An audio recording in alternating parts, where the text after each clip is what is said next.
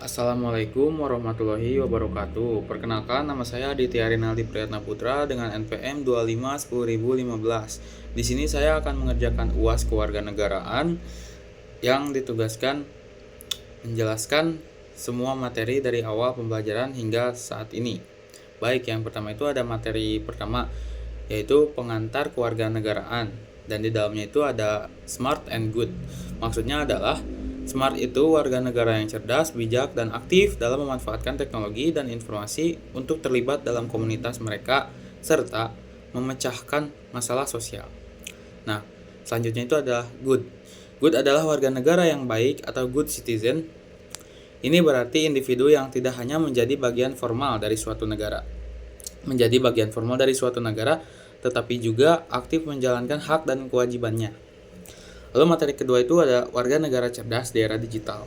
Nah, maksudnya adalah individu yang cakap, bijak, dan bertanggung jawab dalam memanfaatkan teknologi untuk mengakses informasi, berkomunikasi, berkreasi, serta berpartisipasi dalam kehidupan sosial dan kewarganegaraan secara aman dan etis. Lalu, dengan kemampuan berpikir kritis dan membedakan fakta dan hoax. Tujuannya itu untuk memberdayakan warga negara agar dapat memanfaatkan teknologi secara maksimal dan aman, sekaligus berkontribusi positif bagi masyarakat dalam era digital.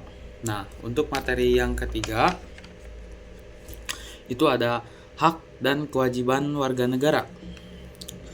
Maksudnya adalah segala sesuatu yang melekat dan menjadi milik individu sebagai warga negara yang diakui, dijamin, dan dilindungi oleh hukum negara untuk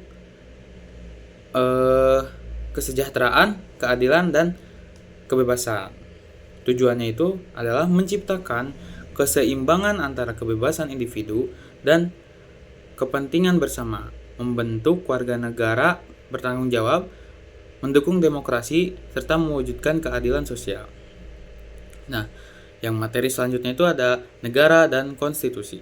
Negara adalah organisasi kekuasaan tertinggi yang berdaulat di wilayah tertentu untuk mengatur rakyatnya, sedangkan konstitusi adalah hukum dasar tertinggi yang mengatur sistem pemerintahan, pembagian kekuasaan, dan hubungan antara lembaga negara serta warga negara.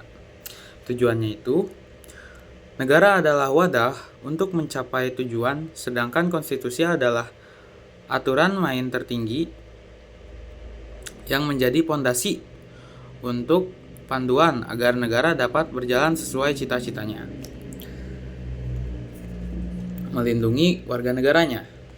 Nah, untuk selanjutnya itu materi tentang memenuhi ruang digital. Maksudnya itu adalah menjadi warga negara yang bertanggung jawab dan efektif di era digital, menggunakan teknologi untuk berkontribusi positif bagi masyarakat dan negara.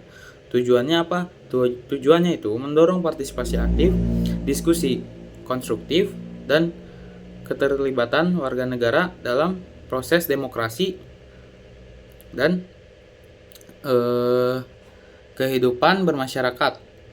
Hal ini melibatkan beberapa aspek penting. Nah, selanjutnya itu ada materi